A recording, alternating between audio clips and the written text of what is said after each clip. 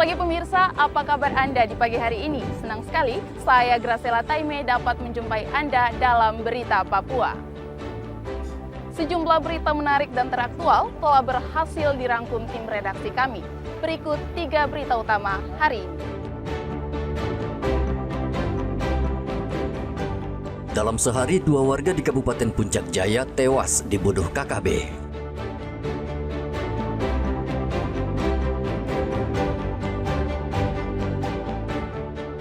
Kabur dari lapas Merauke selama 7 bulan, seorang narapidana diringkus polisi di Kabupaten Jayapura.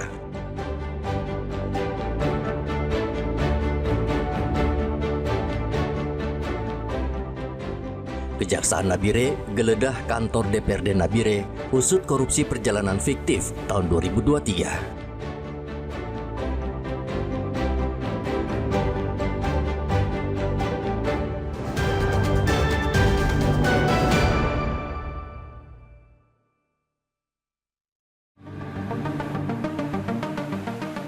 Dalam sehari sudah 2 warga sipil tewas di Puncak Jaya, yakni seorang tukang ojek dan seorang penjual sembako akibat serangan brutal yang dilakukan oleh KKB. Seorang tukang ojek bernama Syafarudin ditemukan tewas secara mengenaskan di jurang kawasan distrik Wanwi, Kabupaten Puncak Jaya, Papua Tengah pada Sabtu siang. Korban menjadi sasaran penganiayaan oleh kelompok kriminal bersenjata pimpinan Lekagak Telenggen. Peristiwa tragis ini pertama kali diketahui setelah adanya laporan dari masyarakat ke Polres Puncak Jaya. Satgas Operasi Damai Kartens bersama personel TNI dan Polres langsung merespon cepat dengan melakukan pencarian. Proses evakuasi berlangsung dramatis dengan kondisi medan terjal dan jurang sedalam 500 meter. Tim gabungan harus berjalan kaki sejauh 5 km dan menuruni tebing curam untuk mengevakuasi korban yang sudah tidak bernyawa. Korban terakhir terlihat pada Jumat, keesokan harinya sekitar pukul 11:45 waktu Indonesia Timur, jasadnya ditemukan dengan luka bacokan di kepala dan kaki, sebelum akhirnya dibuang ke dalam jurang. Jenazah korban kemudian dibawa menggunakan motor menuju jembatan Wanwi dan selanjutnya dievakuasi dengan ambulans ke RSUD Mulia. Seorang tukang ojek bernama Syafarudin yang sempat dilaporkan hilang sejak hari Jumat ditemukan di jurang distrik Gurage dalam kondisi tidak bernyawa. Tim gabungan TNI Polri, Satgas Damai Kartens bersama Polres Puncak Jaya melakukan perjalanan ke TKP. Evakuasi penuh rintangan menembus medan berbukit yang tidak dapat dilalui kendaraan roda 4. Tim gabungan TNI Polri berjalan kaki sejauh 5 km untuk mengevakuasi jenazah yang terjebak di kedalaman jurang hingga 500 meter. Jenazah berhasil dievakuasi, dibantu oleh masyarakat, selanjutnya dibawa ke RSUD Mulia dengan pengawalan ketat. Korban mengalami luka senjata tajam di bagian kepala dan kaki. Motor serta handphone milik korban dilaporkan hilang. Jenazah saat ini ditangani oleh tim medis dan akan segera dipulangkan ke kampung halaman di Makassar. Teror belum berhenti, Sabtu malam KKB kembali beraksi di Kota Mulia. Sekitar pukul 19:29 waktu Indonesia Timur, suasana pasar sentral Mulia mendadak mencekam setelah terdengar suara tembakan. Seorang warga sipil bernama Edi Hermanto, asal Probolinggo, Jawa Timur, tewas di tempat. Korban yang berdomisili di Kampung Pagaleme dan sehari-hari menjual sembako ditemukan tak bernyawa dengan luka tembak di pelipis kiri tembus ke belakang kepala. Menurut Kombes Yusuf Sutejo, saat kejadian korban sedang menikmati kopi di dalam rumah. Tiba-tiba 2 orang tak dikenal datang dan mengetuk jendela. Saat jendela dibuka, salah satu pelaku langsung menembak korban dari jarak dekat. Korban yang berprofesi sebagai wira swasta ditemukan meninggal dunia dengan luka tembak di pelipis mata kiri. Berdasarkan informasi awal, sekitar pukul 19.05 waktu Indonesia Timur, korban tengah menikmati kopi di dalam rumah. Ketika 2 orang tak dikenal mengetuk jendela. Saat korban membuka jendela, salah satu pelaku langsung melepaskan tembakan dari jarak dekat. Kedua pelaku kemudian melarikan diri dari lokasi kejadian. Aparat dari Polres Puncak Jaya dan Satgas Damai Kartens segera bergerak cepat menuju tempat kejadian perkara untuk melakukan olah TKP dan pengamanan area. Berdasarkan informasi jaringan, tragedi ini juga kuat terkait aktivitas kelompok kriminal bersenjata dipimpin oleh Papua Limbo. dengan keterlibatan aktif dari ONI Mamberamo dan Ombak Enduli. Aparat gabungan dari Polres Puncak Jaya dan Satgas Ops Damai Kartens langsung bergerak cepat ke lokasi. Petugas melakukan olah TKP dan mengamankan area sekitar. Hingga kini aparat masih memburu para pelaku yang melarikan diri usai penembakan. Hendra melaporkan dari Kabupaten Puncak Jaya, Provinsi Papua Pegunungan.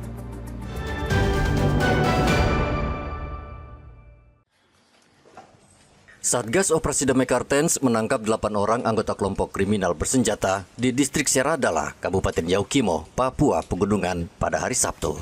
Mereka diduga terlibat kasus penyerangan terhadap guru kontrak dan tenaga kesehatan di distrik Anggrok, Kabupaten Yaukimo, Papua Pegunungan pada bulan Maret.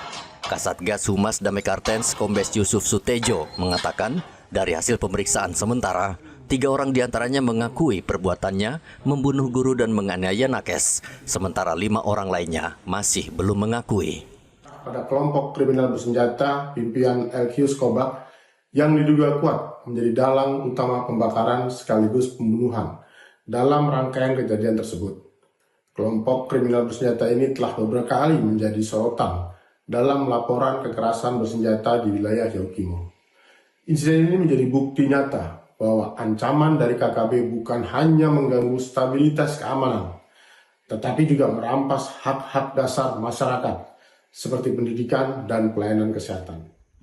24 Maret lalu, belasan kelompok kriminal bersenjata menyerang 7 orang yang merupakan guru dan tenaga kesehatan di pedalaman distrik Anggrok. Insiden ini menyebabkan tewasnya seorang guru bernama Rosalia Leresugem. Mereka diserang secara membabi buta saat sedang mengajar dan mengobati warga di pedalaman Kabupaten Yaukimo.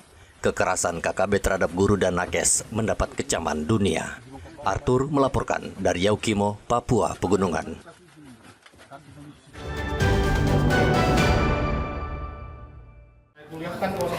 Polisi menangkap seorang narapidana yang kabur dari lapas Merauke. Hendrik diringkus polisi saat menonton pertunjukan musik di Kabupaten Jayapura pada hari Sabtu. Polisi langsung meringkusnya dan membawanya ke Mapolres Merauke. Kapolres Merauke AKBP Leonardo Yoga mengatakan Hendrik kabur selama 7 bulan dan kerap berpindah dari Bovendigul ke Jayapura. Merauke, ya. Artinya waktu itu ada 6, 2 sudah tertangkap dan kembali lagi 1 tertangkap. Yakni pria berinisial HW, ya, alias Hawal, tertangkap hari Jumat tanggal 10 Juli 2025 di Sentani, ya, Kabupaten Jayapura, yang mana saat itu tersangka ini sedang nonton gitu ya, festival budaya tari-tarian. Hendrik saat ini mendekam di tahanan Mapolres Merauke. 31 Desember tahun 2024, 6 narapidana di lapas Merauke kabur dengan menjebol jendela tralis. Hingga saat ini Polres Merauke masih mengejar 5 tahanan lain yang kabur. Muhammad Ridwan melaporkan dari Merauke, Papua Selatan.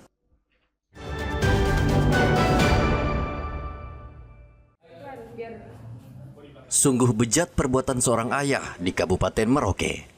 Pelaku tega memperkosa anaknya yang berumur 17 tahun di distrik Semangga, Kabupaten Merauke. Modus pelaku yaitu mengancam korban saat rumahnya sepi, sehingga korban tidak bisa berbuat apa-apa. Korban kemudian melapor ke ibunya dan langsung dilaporkan ke kantor polisi. Pelaku diringkus tanpa perlawanan. Adapun korban berinisial PYNM alias N berumur 17 tahun yang kebetulan adalah anak kandung daripada pelaku berinisial LYM alias Y. Secara singkat kami jelaskan kronologisnya. Adapun saat itu korban pamit hendak pergi menginap di rumah nenek korban. Pelaku merangkul korban menggunakan tangan kanan, namun korban sempat melepaskan rangkulan tersebut. Pelaku dijerat dengan pasal berlapis, pemerkosaan dan kekerasan terhadap anak dengan ancaman hukuman penjara 15 tahun. Muhammad Ridwan melaporkan dari Merauke, Papua Selatan.